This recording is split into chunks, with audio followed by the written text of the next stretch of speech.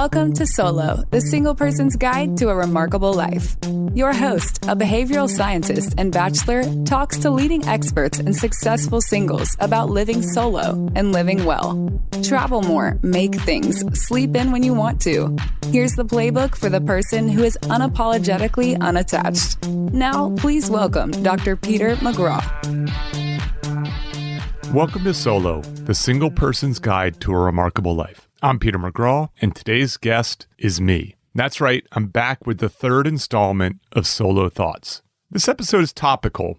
If you're a regular listener, you know that COVID has come up here and there, and I've even dedicated a few episodes to it. For example, Money Amy returned to talk about how to deal with financial stress because of the pandemic.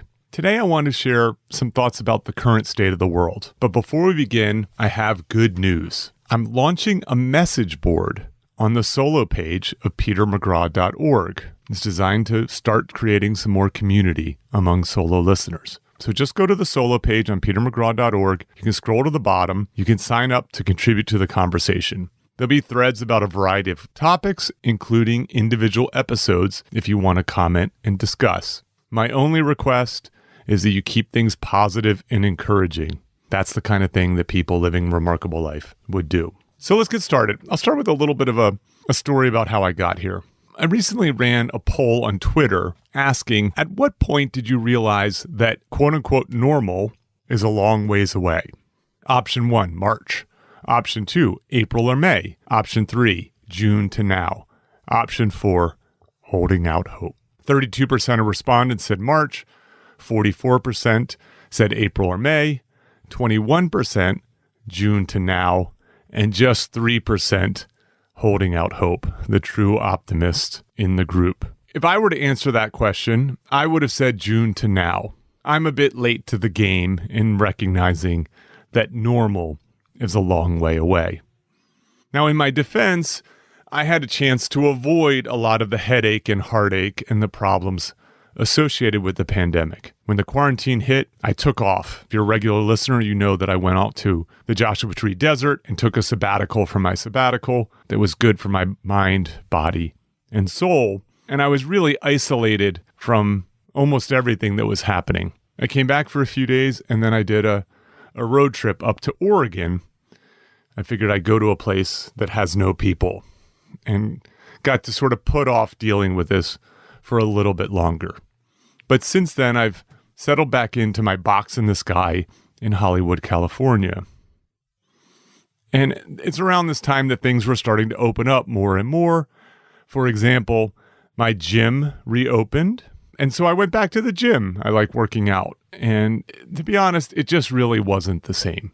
Not only the social distancing protocols and all the other protocols, that make good sense in order to help people be safe, but just the experience was rather different. And then with the spike in cases, gyms in California were required that people wear masks at all times and wear gloves at all times. That's just not a pleasant way to go about working out. And, that was a very real but mundane, might even be a little bit dumb thing, but I was like, I'm not happy about this. The second thing that happened around that same time was on a Friday night around 7 o'clock, I went on a walk around my neighborhood. Now, this is a neighborhood that is kind of gentrifying in some ways. Hollywood used to be a real dump. It's kind of coming along. There's some tech companies here. There's some really great nightlife. There's some fun things to do. And normally at 7 o'clock on a Friday night in the summer, the place is abuzz with people getting out of work and going out for drinks and dinner, with tourists who've come from all over the country, all over the world to see the Hollywood Walk of Fame, albeit a bit disappointed with it, but nonetheless there. And all those people aren't here anymore. And what's left are an unfortunate situation with the homeless population in Los Angeles. And then, frankly, some people who are out and about who don't seem to care very much about the risks and what's going on with COVID. And so the entire buzz and energy of that neighborhood is now gone. And it's really been replaced, unfortunately, by this sort of almost post-apocalyptic feel. There's trash strewn everywhere because one of the sort of unanticipated things is that the businesses in the community do a lot of cleaning up. That is, they clean the street and the sidewalk in front of their businesses and stuff. And so I'm walking around the neighborhood, which would normally be a very exciting, fun time to people watch and to take in the energy. And it is exactly the opposite. And it was the mix of these two, as I say, mundane things, nothing serious like getting COVID or being thrown out of work like some people have, to make me realize that this is not getting cleared up anytime soon. And to be honest, I felt a little naive. I felt foolish. And recognize that this is a weakness that I have. That is that I tend to be optimistic by nature, and it typically serves me very well. I try new things. I take new challenges. I believe that I can be successful and things are going to work out. An optimist launches a podcast like this. And so I've recognized that we're in this for an indefinite period of time, and I wanted to spend a little time talking through some of that. My most optimistic guess, and again, this is a guess because I've learned not to forecast the future, is we have 6 more months of this. This is, of course, uncertain and certainly problematic because there's also no generally agreed upon plan about how to get out of this. And then the last thing is, why talk about this on the podcast? Well, it's because I think that solos in particular have special opportunities and challenges when it comes to this indefinite, uncertain period of time. So this is just something that I've noticed from talking to people, is that I just feel that solos have many more decisions due to their autonomy. And this is a blessing, but it can also be a curse. A simpler world might be one that you have a family. You stay home, you do your work if you have it, you educate your kids, maybe you get crazy and do a road trip to some remote location, such as a family cottage for a vacation. But if you're solo, you probably have more time. That is, you're not dealing with family issues and education and so on. And you have flexibility. You don't have to live where you live necessarily, especially if you're working remotely. I don't have to be in Hollywood, California. I could be nearly anywhere, at least anywhere that I can get on a plane. Well, not that I'm getting on a plane, but I can travel to, let's say. And I'm starting to think this is much, much bigger than originally thought of, that the decision points are much, much bigger. There are once-in-a-lifetime kinds of decisions that people can make, and I want to put forth some ways to think differently about this situation. So I'm going to present to you 3 profound observations that wise friends have made to me as I've discussed this latest realization, as I discuss my naivete, as I've discussed my reckoning with our 6+ months of dealing with this tumultuous, uncertain world. And then after the 3, I'll talk about some of the implications. Okay? The first is the cavalry is not coming. So Darwin, my friend Darwin, told me about this one in a conversation that we were having on the phone. And the only other time in my life I've heard that saying, the cavalry is not coming, from a number of years ago when I was living in Boulder, Colorado. There was what they call a 500-year flood. That is, just a huge rainstorm came and flooded out the town and the surrounding towns. I have a house in Boulder, and I was away that night during the most torrential part of the downpour. And when I came home the next morning, my basement was filled with water. And so I did the thing that you would do if your basement was filled with water. I called one of these disaster relief service pro style, companies that have these industrial pumps and so on. I couldn't get anyone on the phone. I left messages, made calls, and then just waited and hoped. And then at one point I was on the phone with a friend after a day or so, and he said, the cavalry is not coming. You need to deal with this. And that was like a kick in the ass. I recognized that he was absolutely right. And so that galvanized me. And I managed to find a pump, borrowed one from a neighbor, and emptied my basement filled with the water, cut out the sopping wet rugs, carried them out to the street. Ran some fans. The next day, some friends came over. We cut out the drywall. But within 24 hours or so of hearing that statement, I had a dry basement. Now, it was incredibly exhausting and taxing, but it was something that I needed to hear, and it kicked me into action. Well, hearing Darwin say this has done the same thing. Now, why is the cavalry not coming? Well, as I've already alluded to, there doesn't seem to be a general consensus on a plan for this. And I think Frankly, our institutions, between the current political climate and then the novelty of this situation, aren't really well suited to deal with it, right? So the challenges with government, obviously, schools and universities are scrambling and struggling to adapt and to deal with this. These are big monolithic organizations that just keep doing the same thing over and over and over again. Universities haven't changed very much in the last 50 years.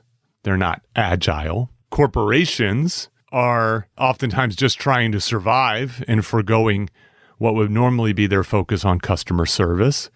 So I'll give you an example of this. So my gym, which is not offering the same quality of service before, because they are rightfully doing the things that they need to do to keep people safe, they also haven't lowered their prices to be commensurate with the lesser value that they're providing. The building that I live in has been pulling back amenities. They haven't lowered rents for anyone. They're in survival mode. They're not looking to take care of their customers. They're looking to take care of themselves. And so I think that we're getting to a point where me, are going to need to figure this out. The cavalry is not coming. The sooner we accept that, the sooner we'll be pleasantly surprised if the cavalry shows up, whether that be in the form of a vaccine or something else. But it doesn't seem like someone's going to be swooping in and saving you from this situation. So I'll let that idea percolate and settle in for a little bit. But I think it's an important one, and it's had a profound effect on me. Quick announcement before we go to observation number 2. Speaking of COVID, Solo has its first sponsor. Today's episode of Solo is sponsored by Rapture Masks. That's Rapture with a W, like wrap it up. And since I recommend wearing protection during sex, I also recommend wrapping your face when you go out into the wild. And Rapture has made the best non-medical grade mask money can buy. It's antimicrobial, breathable, and most importantly, fully machine washable, so you aren't one and done. One mask lasts over 50 washes.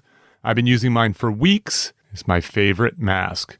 You can find them on Twitter, Instagram, and at rapturemask.com.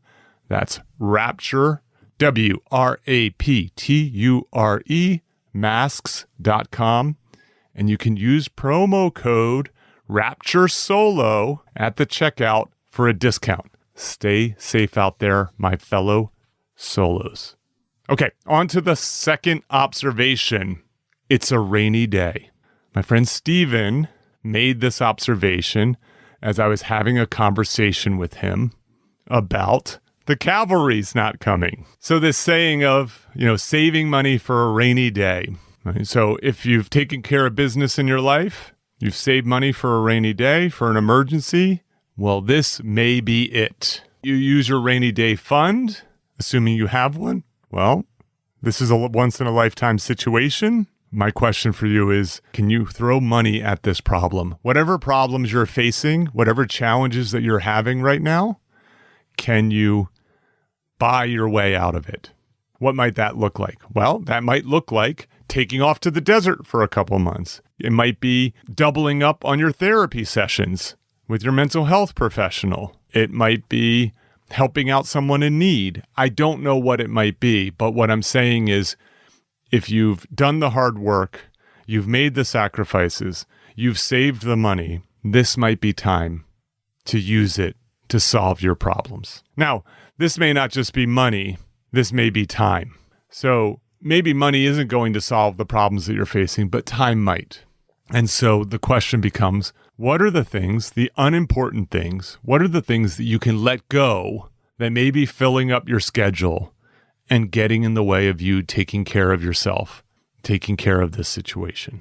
That is that things have changed and we might not be wanting to stay on the same path that we were 4 or 5 months ago. And so it's a rainy day, people. Observation 3, stop trying to make things normal. So I had a live Zoom call recently. If you sign up on the Solo podcast page for the community, you'll get emails when I do these live Zoom calls. So I did one related to some of the ideas that I'm talking about today. And Shane, one of the listeners and a previous guest, was a part of it, and he made this quip: stop trying to make things normal. One of the other participants, Jill, in the conversation, talked about the orchestra, the band on the Titanic playing as the ship was sinking, trying to pretend that this abnormal situation was in some way normal. This is not a normal time. It's unprecedented in our lifetime, and I think that it is a bad idea to just try to keep being normal. So I had this experience with my gym, right? When the gyms opened back up, I went back to the gym, and of course I was disappointed because it wasn't the same gym. I was wanting normal, and I shouldn't have been expecting that. Now, this is a very difficult situation to be in because we have habits. I spent a dozen years developing habits around going to a coffee shop in the morning and doing my writing rituals. Well, the coffee shops are closed. And the more I try to recreate that habit, the more I realize that things aren't normal, that I am. It gets me frustrated because I'm trying to make them normal. I shouldn't. I should embrace the abnormal. We're part of a grand experiment right now, something that we'll look back on and tell stories about and pause. History will cover this point in time, and it'll be a fascinating case study. We're part of a grand experiment. We're living in what's called a liminal space, some transition between a world that was and a world that will be. What is important, I think, to mention is that there's opportunity in liminal spaces, opportunities to see things in new ways, to create new habits, to take advantage, to reinvent. As I mentioned at the outset, I was saying that I've noticed that solos are having to make bigger decisions oftentimes than people with families because they have options, they have flexibility. People are thinking, I don't want to live where I live. I don't want to work for this company anymore.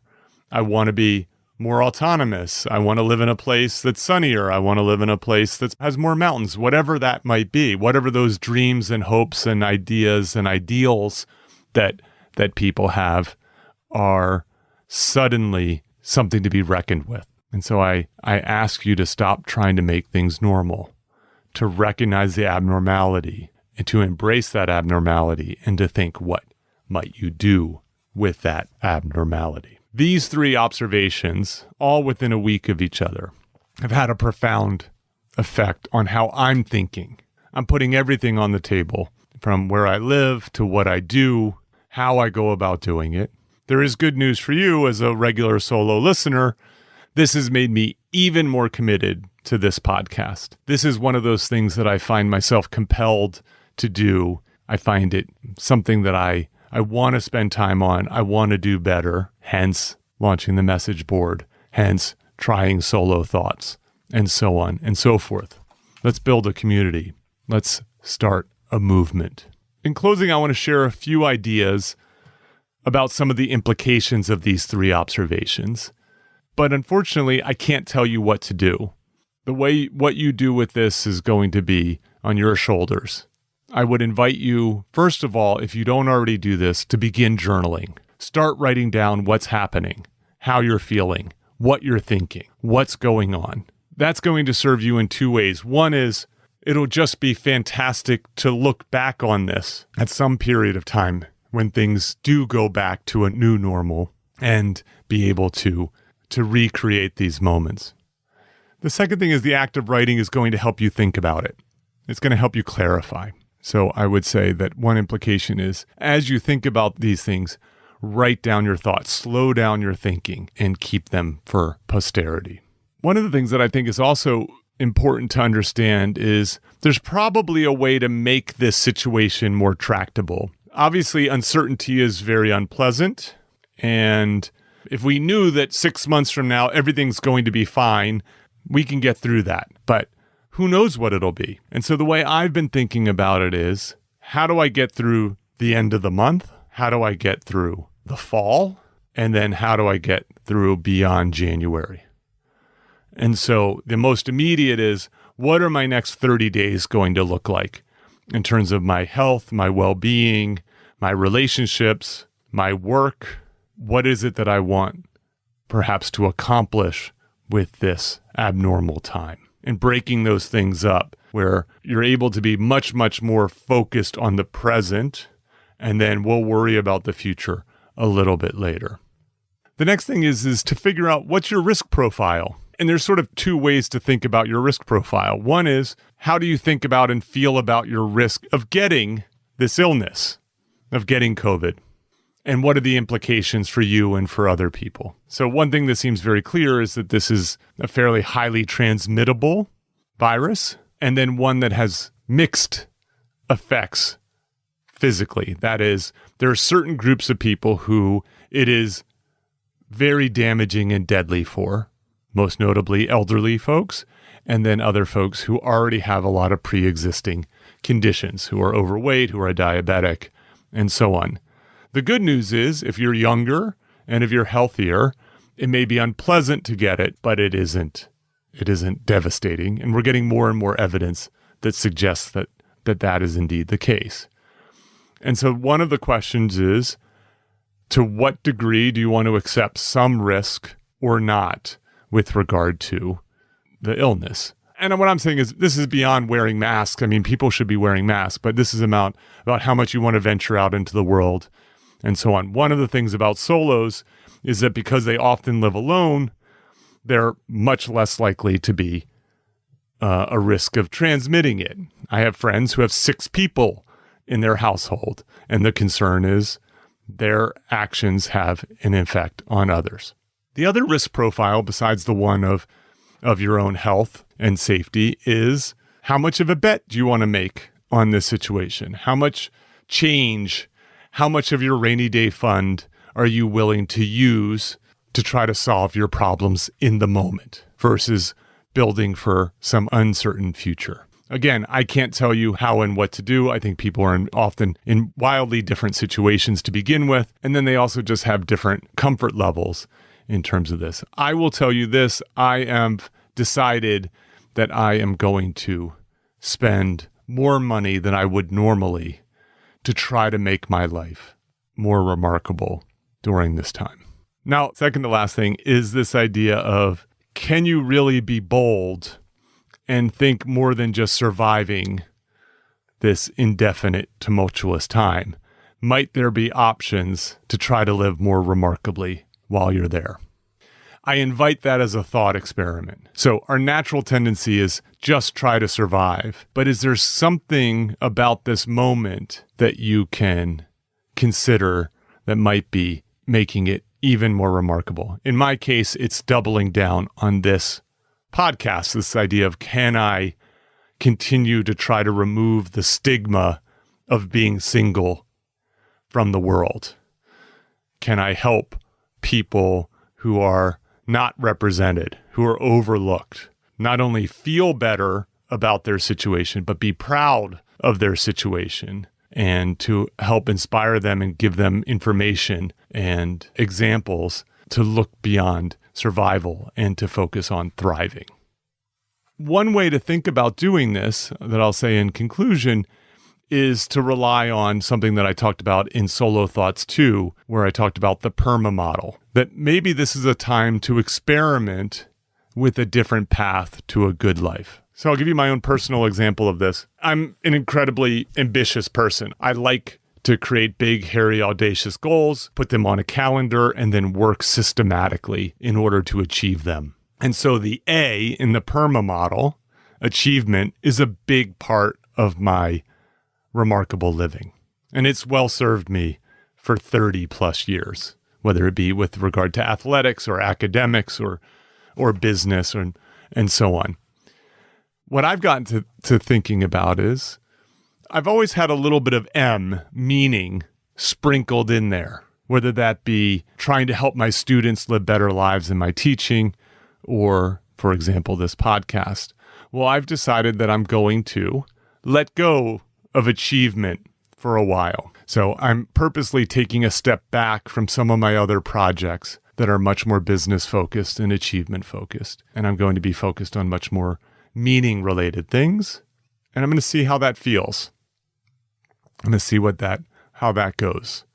And this seems like an especially good time to release some of those goals. One of the things I'll do is I'll put in the exhibits this article that I found on Medium about, are your goals holding you back? And as someone who's incredibly goal-oriented, it has been a nice counter to the way that I think, and wondering if at this stage in my life, might I be better at just doing the things that I feel compelled to do rather than sort of routinely, tirelessly working on goals. So as you think about this, think about what is your profile on the PERMA model: pleasure, engagement, relationships, meaning, achievement, and might there be something that you can lean into during this time that would be a fit? Is it time to write that book that you've always talked about writing? Is it time to start working on that secret project that you've been noodling on?